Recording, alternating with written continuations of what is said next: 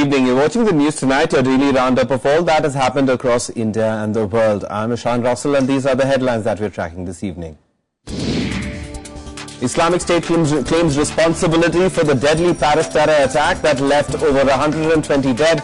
France vows to strike back as the outfit threatens more attacks in the near future. From Narendra Modi to Barack Obama, world leaders speak in one voice to condemn the attacks. Modi urges the UN to define terror and act against groups like the IS. Security stepped up in Turkey's Antalya for the G20 summit from Sunday. Terrorism and migrant crisis to top summit's agenda amid Paris attacks and reports of US-led airstrikes killing IS leader Jihadi John.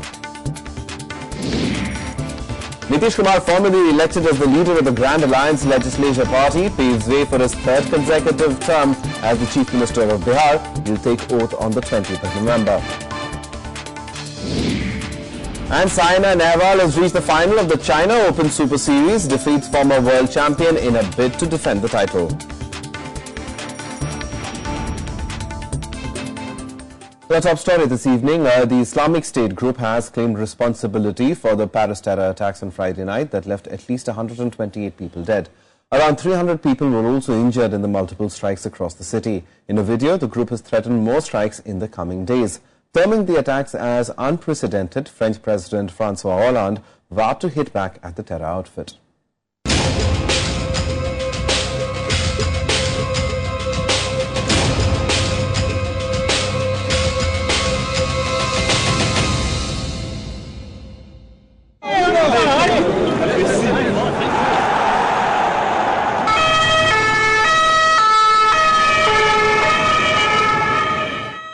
At least 8 militants, all wearing suicide vests, wrought unprecedented violence on the streets of Paris on Friday night. In the bloodiest attacks in Europe since the murder train bombings in 2004, the attackers targeted a concert hall, a sports stadium and restaurant, killing in hundreds. Le temps qui raccroche, je traversais et directement boum, ça a explosé devant moi. Donc tout est parti en éclats, j'ai ressenti les projectiles et tout, et moi je suis parti, j'ai carrément voltigé.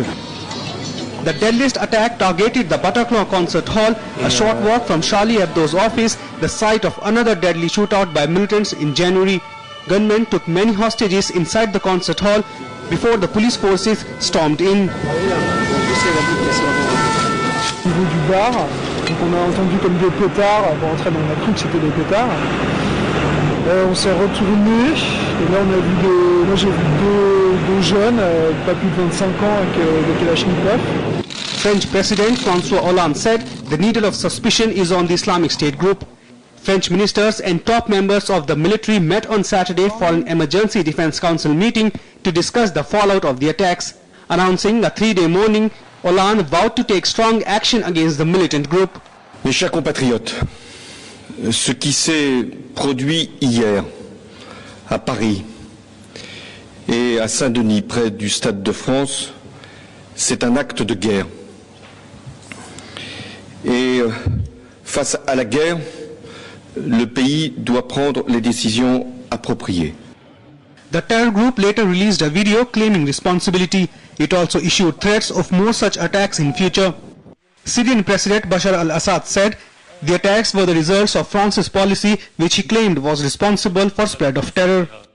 France is part of the anti-terror coalition, which is currently involved in airstrikes against Islamic State's bases across Syria and Iraq. The Paris attacks took place within days of Beirut bombing and a Russian aircraft crash, both claimed by the terror group. Bureau Report, Rajya Sabha TV. India meanwhile expressed solidarity with France, condemning the series of gruesome attacks in Paris. Prime Minister Narendra Modi termed it an attack on humanity and urged the UN to expedite the process to define terror. President Pranab Mukherjee and Vice President Mohammad Hamid Ansari also expressed anguish over the strikes. They said that such terror attacks will only strengthen the resolve of the international community to fight against the senseless violence. The External Affairs Ministry is also keeping a close watch on the situation in Paris, as in constant touch with the Indian mission there. No Indian has been reported dead so far. मैं ये चाहता हूं कि शब्दों के माध्यम से ही इसकी भर्त्सना नहीं होनी चाहिए, ये इतना ही पर्याप्त नहीं है, बल्कि आतंकवाद के खिलाफ सारे देश को एकजुट होकर इसका मुकाबला करने की आवश्यकता है और एक फोरम पर इस आतंकवाद से लड़ने के लिए विश्व के सारे देशों को आने की आवश्यकता है। We share the pain of those who have been killed in the attacks. And if India can help any way, India will do it. The world leaders as well joined in condemning the Paris terror attacks. Here's what they said. The world saw in shock and horror as the ghastly events unfolded in Paris. Leaders from Australia to America publicly declared solidarity with the French people, describing the events as an attack on all humanity. Neighbour Germany vowed to help France hunt down the perpetrators, calling the attack a threat to European values. Dieser Angriff auf die Freiheit gilt nicht nur Paris. Er meint uns alle und er trifft uns alle. Und deswegen werden wir auch alle gemeinsam die Antwort geben. The countries sitting around the table today have almost all experienced the same pain, the same sorrow, the same shock over the last weeks. Europeans, Arabs, East and West, the international community is all affected by terrorism and those that try to divide us and spread panic. And the best response to this is actually coming together. The US too held out what it called all possible assistance for France to respond to the attacks. This is an attack not just on Paris, it's an attack not just on the people of France, but this is an attack on all of humanity and the universal values that we share. We stand prepared and ready to provide whatever assistance that the government and the people of France need to respond. All foreign embassies in France have activated emergency mechanisms to verify if any of their citizens were killed in the attacks. China too expressed willingness to join France and the international community in stepping up security and combating terrorism. 习近平指出，中国一贯反对一切形式的恐怖主义，愿同法国及国际社会一道，加强安全领域合作，共同打击恐怖主义，维护各国人民生命安全。 Arab nations continued to call for stronger and unified stance to fight terrorism, stressing that terror is detached of all religions or ethics. هذا العمل الذي قامت به منظمات إرهابية عمل غير إنساني، عمل إجرامي، عمل بربري، لا يتماشى ولا مع أي قيم أو خلق أو ديانات، ونحن نستنكر هذا بشدة. والمملكة العربية السعودية كما تعلمون. The rampage in Paris on Friday was the deadliest in France in decades. Buildings dressed in French colours and supporters holding vigils to join Frenchmen grieve their loss. Bureau Report, Rajya Sabha TV. Prayers and grief marked the day in Paris, which is yet to come to terms with the biggest terror strike it has ever seen. Mourners laid candles and flowers at the site of the deadly attacks. The city remains in a state of shock as victims battle for their lives in hospitals. Security has been stepped up. Key tourist destinations have been shut down, leaving the French capital in a virtual lockdown. The iconic Eiffel Tower have been closed indefinitely, so has the Louvre. The attacks have also increased fears among many of the refugees arriving in Europe. Fleeing from Islamic State in Iraq and Syria themselves, the migrants now fear a backlash. They now fear that European countries might shut down borders to keep them off limits. The migrants also condemned the attack, saying the terrorists did not represent Islam as a religion. Even the God, he didn't say to Islam to kill the people. It's not the Islam, not our Islam. We are not saying we will go to a rich country, just we need to save our life. So any country they will accept us to save our life, we are ready. Meanwhile, security has been ramped up in the Turkish city of Antalya, the host of the G20 summit starting Sunday. French President François Hollande, however, cancelled his participation after the terror attacks in Paris. It is believed that the issue of terror and the ongoing migrant crisis will dominate the two-day summit. After wrapping up his maiden visit to UK on Friday, Prime Minister Narendra Modi will head to Turkey to attend the G20 summit. Terrorism is one of the issues that are likely to top his agenda, especially in the backdrop of the Paris terror strikes. As world leaders congregate in this Turkish city Antalya, Friday night's terror attacks, ongoing war in Syria and the need for strengthening the crackdown against terrorism will take the center stage at the summit. The migrant crisis in Europe, which is also a fallout of the terror outfit's growing influence in Middle East, will also dominate talks. Ahead of the summit, host country's President Tayyip Erdogan condemned the attack. Ülkem ve milletim adına mevkidaşım Sayın Hollanda ve Fransız halkına kayıpları için taziyelerimi sunuyor. Yaralılara acil şifalar diliyorum. Bildiğiniz gibi French President François Hollande has cancelled his participation at the summit after the attacks. He will be represented by French Foreign Minister Laurent Fabius and Finance Minister Michel Sapin. Fabius sought to strengthen the global coalition's offensive against the Islamic State group.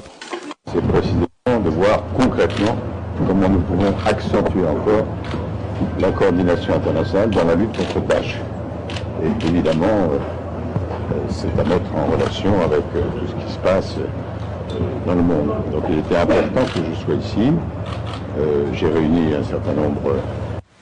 Security measures were beefed up in Antalya in the wake of the attacks. Some 12,000 soldiers and police have been deployed.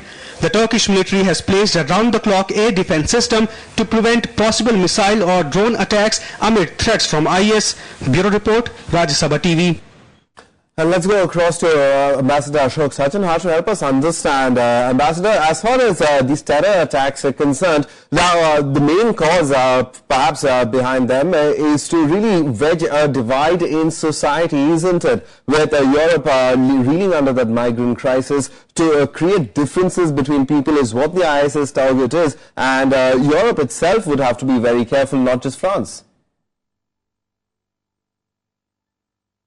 Well, you know, there are a number of reasons that we can think what goes behind the attacks. One of the most important reasons, you know, what was being spoken in the theater, in the concert hall when these attacks were taking place. And it was mentioned that it is the action by France to act against and to attack the Islamic State in Syria.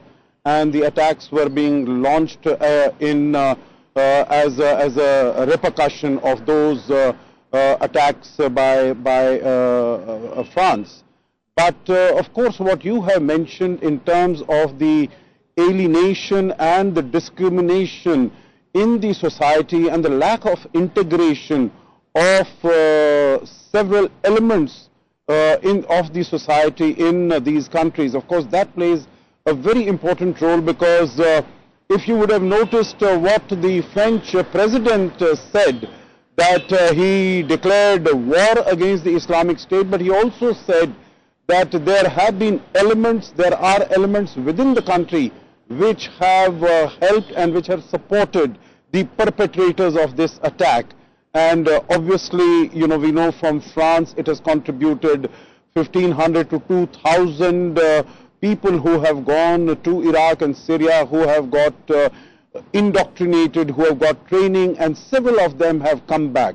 So obviously these are the people who also would have helped in a very big way to the carrying out of these attacks against these very soft targets and defenseless people in Paris. All right, let's also try and understand as far as the ramifications from here on, because as far as terror is concerned, India has, of course, been one of those countries that has witnessed it repeatedly, and Mumbai 2008 bears striking similarity to what's happened in Paris. So in that sense, a global consensus on, as Prime Minister Modi also pointed out, on just defining terror is just imperative now. Do you see a concerted global action against the IS? Well, I do hope that there is this concerted move to act against the Islamic State, because so far different countries have been following different policies, very confused policies, because you see that there is a coalition which is fighting against the Islamic State in Iraq and Syria.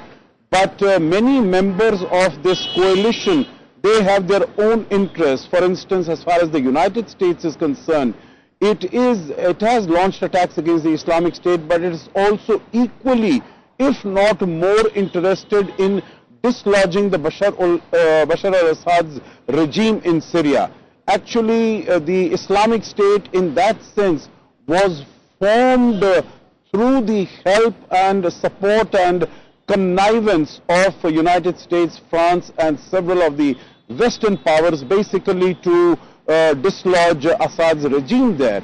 And if you look at what are the motivation as far as Turkey is concerned, they also say that they are fighting the Islamic State, but it is also acting against the Kurdish minority population, which have been launching attacks against Turkey.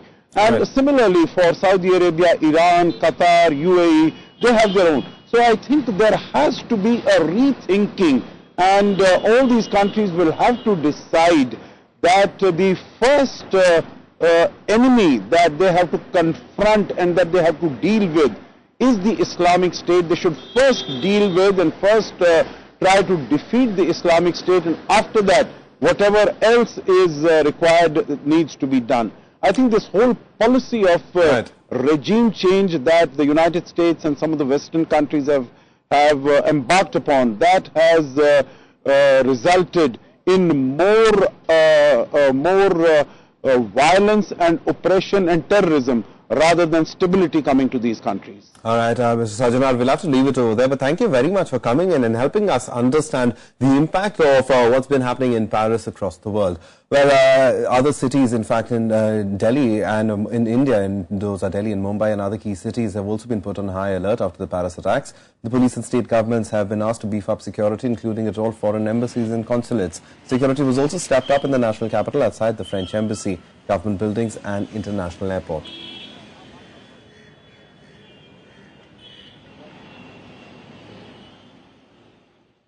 Now, the terror strikes have been described as a copycat version of the 26/11 Mumbai assault by security experts. In a striking similarity with the Lashkar-e-Toiba strike in Mumbai, gunmen moved around the city to launch coordinated strikes and indiscriminate firing to cause maximum damage. Over 160 people were killed in November 2008 when terrorists stormed luxury hotels, the main railway station, a Jewish center and other sites in the city. The experts viewed the attack as a revenge by the Islamic State against a global offensive on its strongholds.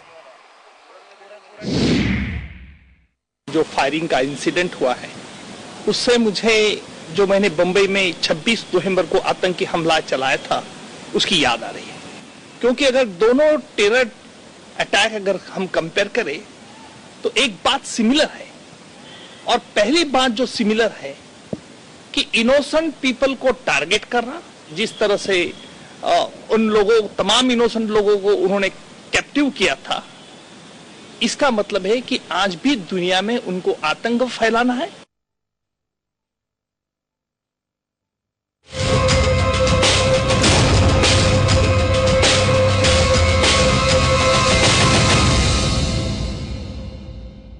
Meanwhile, on the other side, airstrikes carried out by the US in Syria have probably killed Jihadi John, a key Islamic State leader. In fact, the Pentagon said that they are awaiting confirmation of the terrorist deaths.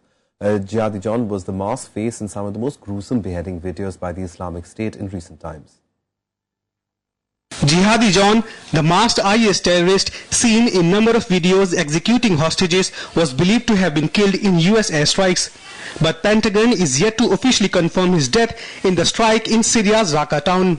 It's still a little early, but we are reasonably certain that we killed the target that we intended to kill, which is Jihadi John. It'll take some time, as it always does, for us to be able to finally formally declare that we know that we've had success. US and Britain welcomed the strikes, saying Jihadi John's death, if confirmed, would be a big blow to Islamic State's image and prestige. We are still assessing the results of this strike, but the terrorists associated with Daesh need to know this. Your days are numbered, and you will be defeated. I've always said that we would do whatever was necessary, whatever it took, to track down Mwazi and to stop him taking the lives of others. We've been working with the United States literally around the clock to track him down. This was a combined effort, and the contribution of both our countries was essential. Emwazi is a barbaric murderer. Jihadi John appeared in several beheading videos released by the Islamic State. He appeared dressed in black and masked as part of the execution video of US journalist James Foley in August 2014. Another American journalist, Stephen Sotloff, and American aid worker Abdul Rahman Kasig, British aid workers David Haynes and Alan Henning, and Japanese photojournalist Kenji Goto. Bureau Report, Rajya Sabha TV. Time for us to take a very quick break. On the other side, all the sports news and international news. In sports, India bundles out South Africa for 214 on day 1 and posts a strong reply in the first innings. More on that on the other side.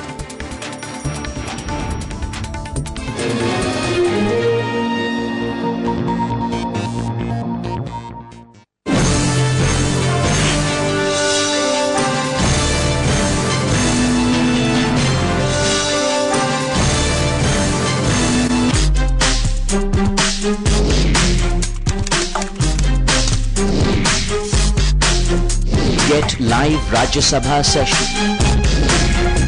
News, views, reports and analysis you can trust on social media. Subscribe, follow, like Rajya Sabha Television.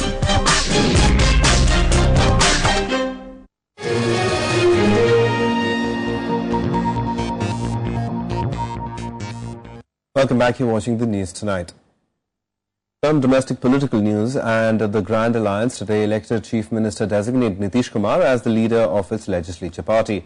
The newly elected legislators of JDU, RJD and the Congress met to elect him, paving way for Nitish to return as Chief Minister for a third successive time. He'll take oath on the 20th of November. The Grand Alliance in Bihar has formally picked Nitish Kumar as the leader of its legislature party on Saturday. JDU President Sharad Yadav, General Secretary K.C. Tyagi, RJD's Lalu Prasad, Rabri Devi and Congress's C.P. Joshi were among the leaders present at the meeting held at Legislative Council of Bihar. अभी mission बाकी है जो बिहार की जनता ने दिया है वो है देश के लिए तो देश में भी ये जो बिहार की जनता ने राह दिखाई है उस राह को पकड़ करके आगे देश में भी चलना है. The decision came hours after Nitish submitted his resignation to Governor Ramnath Kovind to set the process of forming the next government rolling. The governor urged him to continue as caretaker chief minister till a new government is formed. महागठबंधन के विधानमंडल दल ने जो निर्णय लिया था की सूचना दी गई, पत्र सौंपा गया और तदोपरांत महामहिम राज्यपाल महोदय ने मुझे सरकार बनाने के लिए आमंत्रित किया है और 20 तारीख को 2 बजे दिन में गांधी मैदान पटना में शपथ ग्रहण समारोह आयोजित किया जाएगा. Nitish Kumar will take oath as Chief Minister on November 20th along with the 36-member Council of Ministers. There will be 16 ministers from Lalu Prasad's RJD, 15 from the JDU and 5 from the Congress in the new government. The Grand Alliance routed the BJP in the recently held assembly elections in the state. RJD emerged as the single largest party with 80 assembly seats, followed by the JDU with 71 and the Congress with 27 seats. Bureau Report, Rajya Sabha TV. The Congress Party's year-long celebrations to commemorate the 125th birth anniversary of Pandit Jawaharlal Nehru ended on Saturday with a big public meeting in Delhi. Addressing the meeting, Congress President Sonia Gandhi and Vice President Rahul Gandhi blamed the BJP and the RSS for creating an atmosphere of intolerance. Former Prime Minister Dr. Manmohan Singh also attacked the BJP for trying to defame the Nehruvian idea of India. It was a show of strength by Congress on the 125th birth anniversary of Jawaharlal Nehru. At a party conclave at the Indira Gandhi Indoor Stadium, Congress President Sonia Gandhi took on the Modi government, accusing it of engaging in divisive politics. She urged her party members to fight this politics and invoked Nehru by saying that he wanted a secular India with a modern outlook. Her son, Congress Vice President Rahul Gandhi, also blamed BJP for dividing the society on the religious lines.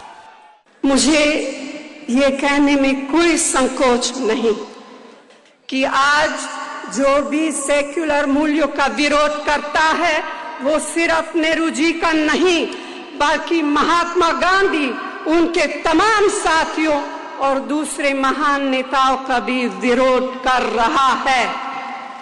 आज हिंदुस्तान की जनता देख रही है और कह रही है कि अच्छे दिन नहीं आए, एक धर्म को दूसरे धर्म से लड़ाया जा रहा है, छोटे बच्चों को जलाया जा रहा है और हमारे प्रधानमंत्री इसके बारे में कुछ नहीं कह रहे हैं। Former Prime Minister Manmohan Singh alleged that Modi government has no roadmap for development of the country. विकास और सोशल जस्टिस एक ही चीज के दूसरे नाम है। विकास अगर गरीबों तक नहीं पहुंचता, विकास अगर पिछड़े लोगों के डेवलपमेंट के बारे में नहीं सोचता, अगर शेड्यूल्ड कास्ट और शेड्यूल्ड ट्राइब्स की वेलबींग के बारे में नहीं सोचता, तो वो विकास सही मानों में विकास नहीं है।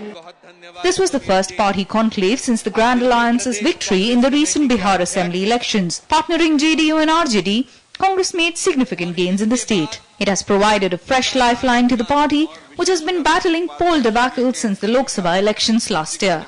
Shyam Sundar's report for Rajya Sabha TV. Some sports now, and its advantage India in the second test in Bengaluru. The hosts have made a strong reply in their first innings after bundling out South Africa for 214 on day one. Indian spinners once again wrecked the South African batting lineup, picking up 8 wickets. Ravichandran Ashwin and Ravindra Jadeja picked up 4 each. Fast bowler Varun Aaron picked up the wicket of the Protean captain Hashim Amla. Playing his 100th test match, AB de Villiers was the top scorer for the visitors with 85. In reply, the Indian openers posted 80 runs with both Murli Vijay and Shikhar Dhawan looking set for a big partnership.